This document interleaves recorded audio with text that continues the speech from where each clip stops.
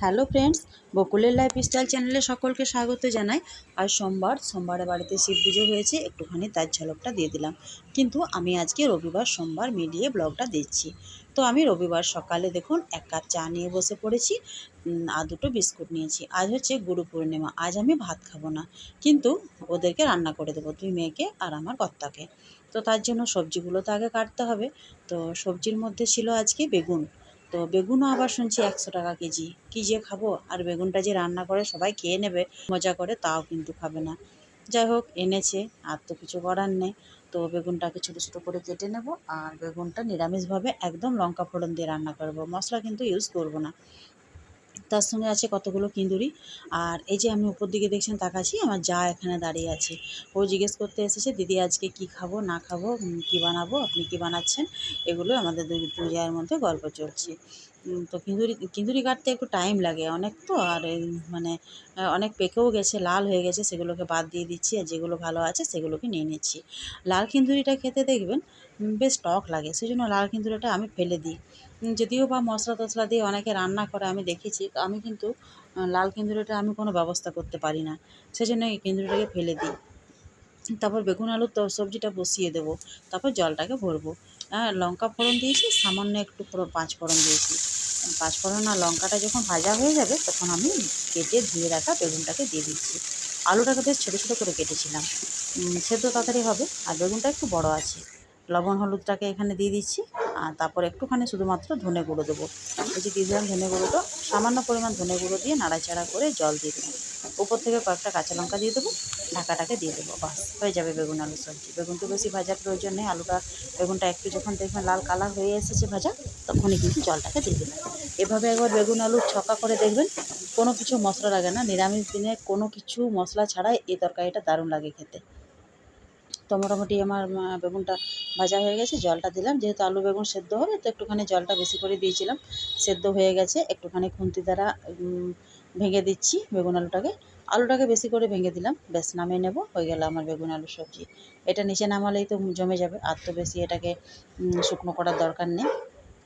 আর আমি তো আজকে ভাত খাচ্ছি না, একটুখানি সবজি উঠিয়ে রেখে নেব, তারপর রুটি হোক এবেলা খেয়ে নেবো, ওবেলা তখন লুচি টুচি কিছু করব।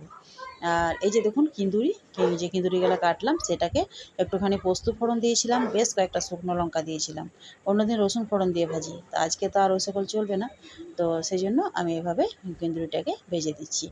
আর আমি যেহেতু এটা রবিবারে ব্লগটা দিচ্ছি, রবিবারে কিন্তু আমার দুই মেয়ে ভাত খেয়েছিল, কিন্তু সোমবারে ও ভাত খায়নি। সোমবারে সারাটা দিন বেচারা উপবাসে ছিল, ও 16 সোমবার ধরবে। আমি বলছি যে খা, একবার সকালে পুজো করেছিস, খাবার দোষ নেই। কিন্তু ওই যে ইউটিউব দেখে আজকাল শিখেছে 16 সোমবার করবো, সারাদিন উপোস দিয়ে থাকবো। ওরা দুজনে মিলে পড়তে বসেছে, আর আমি একটুখানি ওদের ভিডিও ক্লিপ দিচ্ছি, ওরা কিন্তু লজ্জা পাচ্ছে। ছোটো মেয়ের আমার পরীক্ষা আছে 24 তারিখ থেকে, তার জন্য ওকে একটু ব্যস্ত আছে।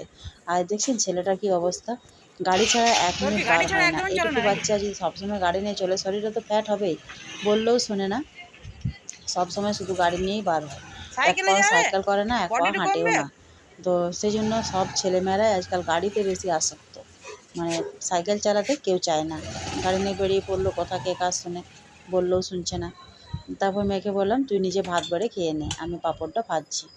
যেহেতু রবিবার, ও আজকে ভাত খাচ্ছে, তো ওই যে ও ভাত বেড়ে নিচ্ছে, জানে না, কিন্তু আমি বললাম যে শিখ, যতটুকু খাবি ততটুকু নে। লেবু আমি কেটে রেখে দিয়েছি, ডাল আর কুঁদরি ভাজা, আর তার সঙ্গে করেছি বেগুনের সবজি, আর এই যে খাবার সময় পাঁপড়টা দিচ্ছি। দুই মেয়ের আবার দু রকমের পাঁপড় ভাজতে হয়, এক মেয়ের পাঁপড় আর এক মেয়ের ছোটো পাঁপড়গুলো, যেগুলো আমাদের ভেন্ডি বরবটি এগুলো ছোটোবেলায় খেতাম, সেগুলো। এটি আমার ছোটো মেয়ের, ও আবার এই পাঁপড়টি খেতে খুবই ভালোবাসে, তাই জন্য ওকে কয়েকটা এগুলো ভেজে দেবো। আর তারপর কর্তা আসবে, তখন ওর জন্য আরেকবার ভাজবো। পাঁপড়টা এখন বর্ষাকালের জন্য নরম হয়ে যায়, তো এইগুলো বেশ আগের যুগে আমরা খেতাম, বেশ ভালোই 5 টাকা প্যাকেটে বিক্রি হতো। এখন বাড়িতেই যেহেতু অ্যাভেলেবেল থাকছে, তো ওদেরকে দুজনকে দু রকমের ভেজে দিই, কোনো অসুবিধা নেই। তারপর মুষলধারে বৃষ্টি এলো আজকে, নিম্নচাপ উঠেছে কিনা জানি না, বৃষ্টি কয়েকদিন থেকে হচ্ছিল না। দেখছেন উঠোনটা প্রায় পুকুর হয়ে গেছে, নদীর মতো হয়ে গেছে, জলটা পাস হচ্ছে না, চারিদিকে জঙ্গলে ভর্তি হয়ে গেছে। আর এত লেবারের অভাব, কেউ এসে আর বলছে না যে কাজ করে দেবো। আর সত্যি কথা বলতে, আমাদের এত বড় বাগান পরিষ্কার করার ক্ষমতা নেই, উঠোন ঝাঁট দিতে দিতে আমার মাথা খারাপ হয়ে যায়, এত কাজ। তারপর দেখছি ওরা বনে বনে মিলে কাগজ কাটাকাটি করছে। এই ছোটো বৃষ্টিটার দিয়েছে স্কুলে প্রজেক্ট, ওই জন্য ও কাটাকাটি করছে স্কুলের জন্য নাকি? কাগজ কাগজ কেটে। তারপর ওরা প্রজেক্টে হয়তো কিছু বানাবে যেটা দিয়েছে। তো আজকে বাবিজ ওয়েলকাম। মোটামুটি রবিবারটা শেষ হয়ে এলে ওয়েলকাম সোমবার ম্যাম। সকালে মেয়ে একটুখানি বাজার মানে আজকেই বাজার করতে যাবে, তারপর সোমবার দিন পুজো দেবে। ও শিবলিঙ্গটা যেহেতু ওর বাবা এনে দিয়েছে, ওকে ওর ইচ্ছে ছিল কি সুন্দর করে সাজিয়ে ও নিজের মতো করে পুজো করবে। তো আমি বললাম ঠিক আছে, তোর তো এত শখ, কিন্তু সবাই বলে আবার ঠাকুর ঘর থাকতে দু জায়গায় পুজো করতে নেই, করে নেবো লুচি। রাত্রেবেলা বললাম আমি লুচি খাবো, সারাদিন রুটি পরোটা খেয়ে পার করেছি, রাত্রে কয়েকটা লুচি করলাম, একদম খাবার সময় করেছি। আলুর দমটা আগে করে নিয়েছিলাম, লুচিগুলো পরে করে ভেজে নিয়েছি। আলুর দম আর লুচি খাবো রাত্রে। তো সবাই মিলে আসবে তখন বেশ গরম গরম লুচিটা ভেজে ভেজে খেয়ে নেব। লুচি কিন্তু ঠান্ডা হলে খুব একটা খেতে ভালো লাগে না, গরম লুচিটাই বেশি ভালো লাগে। তো লুচি মোটামুটি আমি ভেজে নিচ্ছি।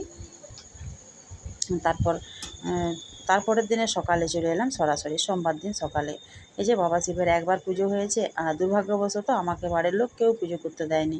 বলছে শ্রাবণ মাসের সোমবার তুমি কিন্তু পুজো করতে পারবে না, তোমার এখনও ছোঁয়া আছে, তোমার বাবা যেহেতু মারা গেছে তুমি পুজো করতে পারবে না।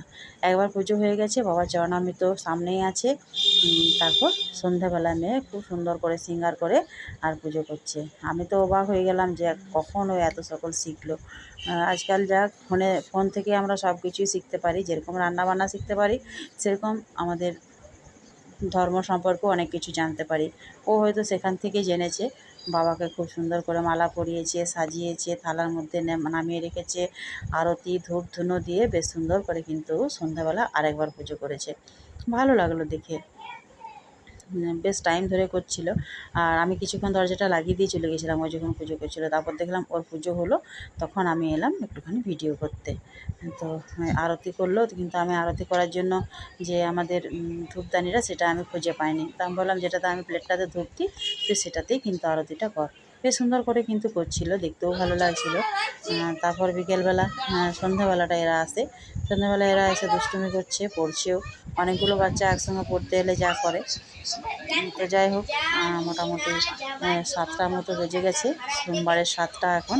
দুদিন মিলিয়ে ব্লগটা যেহেতু দিলাম, তো সকলকে জানাচ্ছি গুড ইভিনিং। সকলে ভালো থাকুন, সুস্থ থাকুন, বাচ্চাদের একটুখানি মজা দেখুন। আজকের ভিডিও এই পর্যন্ত, সকলকে জানাচ্ছি গুড বাই।